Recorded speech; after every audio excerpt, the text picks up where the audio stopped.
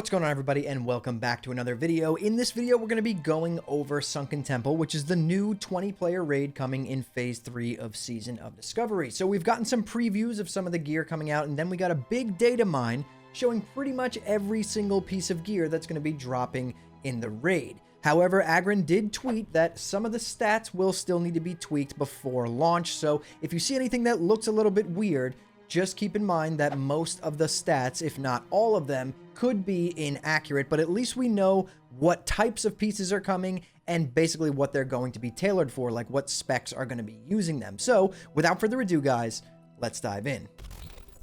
Okay, so here on Wowhead, we have a post saying everything we know about the Sunken Temple raid in Season of Discovery. Again, guys, if you do not want any spoilers, make sure to click off this video now. So let's read through this post. During the recent Phase 3 preview, Blizzard revealed the newest raid coming to Season of Discovery on April 4th, the Temple of Atal Hakar, also known as Sunken Temple.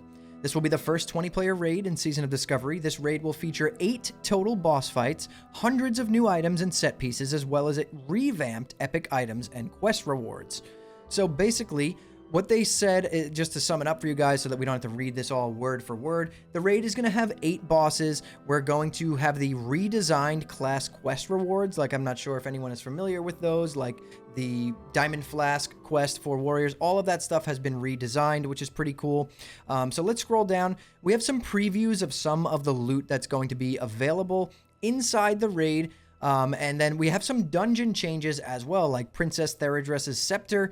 This looks like it's been redone. If you want to take a look at it, it's a two-handed mace targeted towards druids, 3.4 speed, 13 strength, 10 agility, 15 stamina, 9 spirit, 67 attack power in cat and bear forms, which is really nice. We have the Avant-Garde Helm, which is 10 strength, 5 agility, 25 stamina. The Helm of Exile with 18 agility, 11 stamina, 18 intellect. So that would be some of the dungeon revamps. They said they revamped a lot of the dungeon rewards, but let's get into the raid itself. We were also given a preview of 4 out of the 8 boss encounters that will be featured in the Sunken Temple raid, including the return of Atal Alarion, a new boss named the Festering Rot Slime, which we can see here, who patrols one of the outer rings, the Jamal An the Prophet, and Agam the Wretched encounter, and the infamous Shade of Iranicus. So we have a preview here. This is the Festering Rot boss, it looks like, or it could just be a regular mob, but I'm pretty sure this is the boss because it says the Temple of Atal Hakar boss preview, and then they're giving this picture right here. So that looks like it could be the Festering Rot Slime. It's the first new boss to be revealed in the raid itself, so this is most likely going to be the first boss we encounter upon getting into the raid.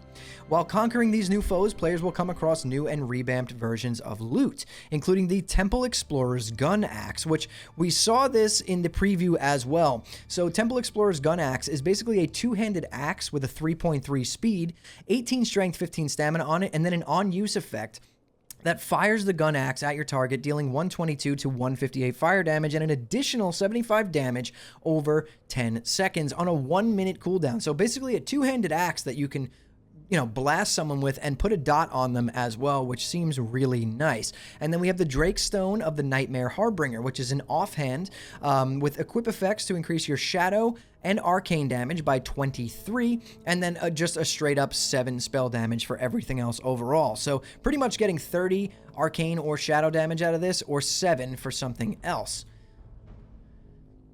As we scroll down, Sunken Temple is known for some of the game's earliest epic drops, and some of these have gotten an overhaul in Season of Discovery, including the Embrace of the Wind Serpent, which is a cloth chest piece with 9 stamina, 17 intellect, and 30 spirit with 12 nature resistance on it, and Dragon's Call. Dragon's Call has been revamped as well. These tooltips are the old versions, and the new versions of these items are right here in the preview.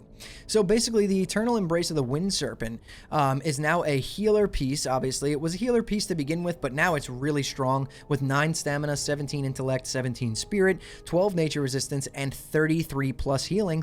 And then the one that I'm the most excited about, which is Dragon's Cry, a one-handed sword that's 2.6 speed with 40.2 DPS, 8 stamina, 16 attack power, and a chance on hit to call forth an Emerald Dragon Whelp to protect you in battle for a short period of time.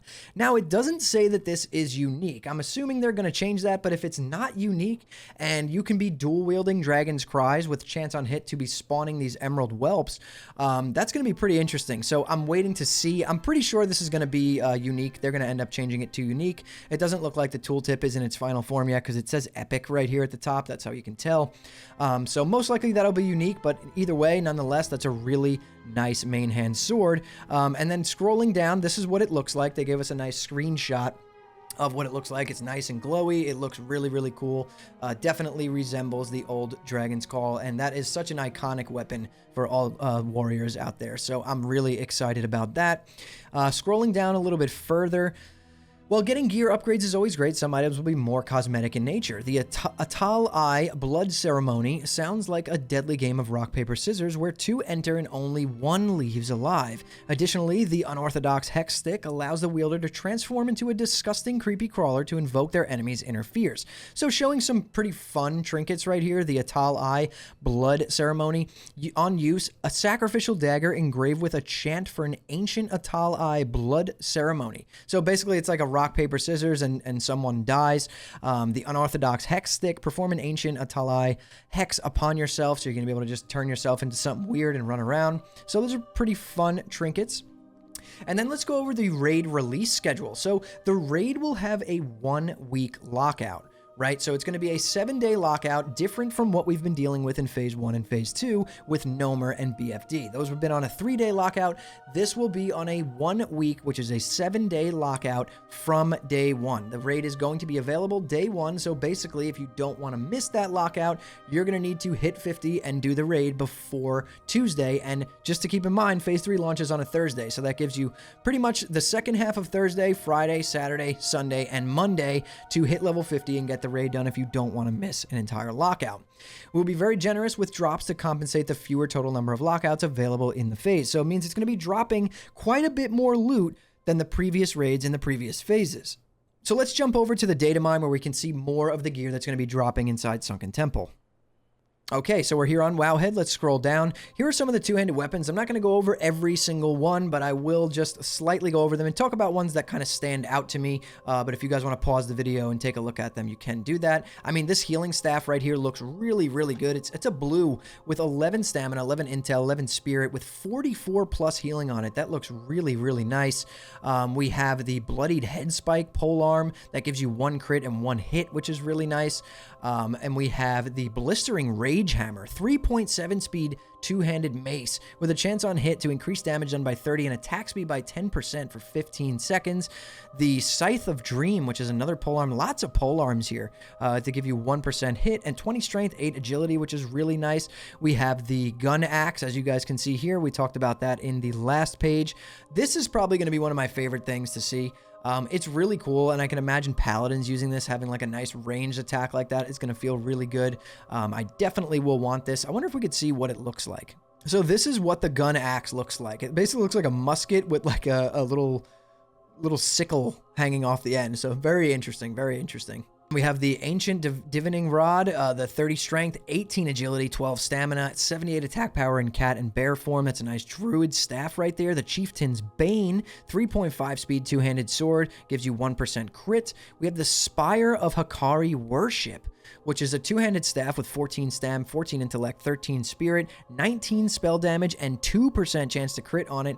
And then the Tail of Aranicus, which is a two-handed sword, 3.4 speed with 42 strength on it, and an equip effect to increase your two-handed sword skill by +8, which is really nice. Let's take a look at what this sword and this staff look like.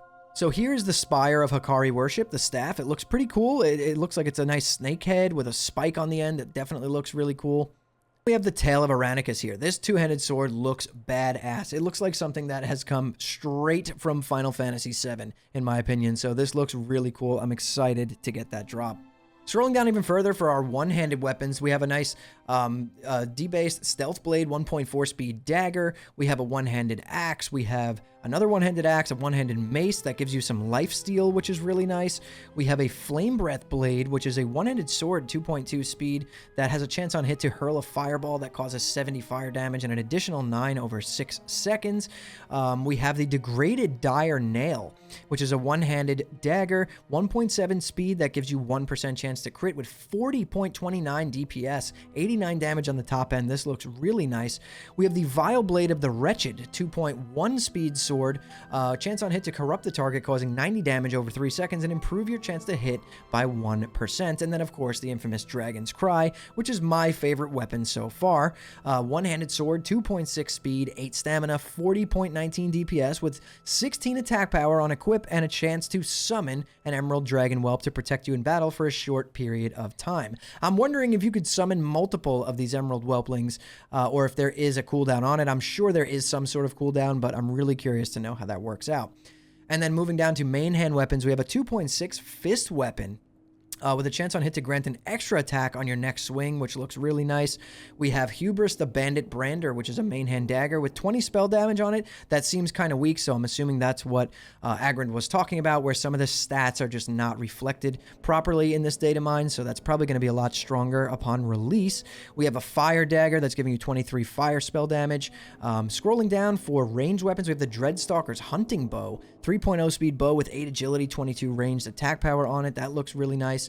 And then these are going to be some set pieces like the Nightmare Prophet's vestments. If you guys want to take a look at these, I won't go through every single one. Like I said, if you want, pause the video and just take a look at the stats. We have the Eternal Embrace of the Wind Serpent chest piece with 44 plus healing on it, which looks really, really strong. I think that's going to be pretty hard to beat. And as we continue to scroll down, yes, these are just all the set pieces for Warlock. You can see they're class specific: Priest, Mage, Warlock, Priest, Mage, Warlock. And yeah, let's keep going down. Druid, here's the Druid healing set. Here's the Druid Boomkin set, which looks really nice. Here's the Rogue Druid DPS set, with nice set bonuses on it, right? The 2-piece set bonus gives you 1% hit, and then the 3-piece gives you 1% crit. And we can keep going down. There is tons and tons of gear. I'll link this in the description of the video if you guys want to really kind of dive in and go through all of this, but I don't want to go through every single piece of gear because, we'll be here pretty much all day if we do that. So it looks pretty good. It looks like they put a lot of work into this phase, a lot of new gear, a lot of new models being seen for the first time ever in the vanilla universe. We have these nice epic rings as well. We have the Drakeclaw Band of the Berserker. It's giving you 1% hit, 20 attack power, 13 stamina. We have the Drakeclaw Band of the Harbinger, which is 15 spell damage, 11 intellect, 12 spirit. And then we have the healing version, of course, with 12 intel, 20 plus healing, and 5 MP5. We have the Juggernaut Band, which is giving you armor, 16 stamina, and a chance to hit.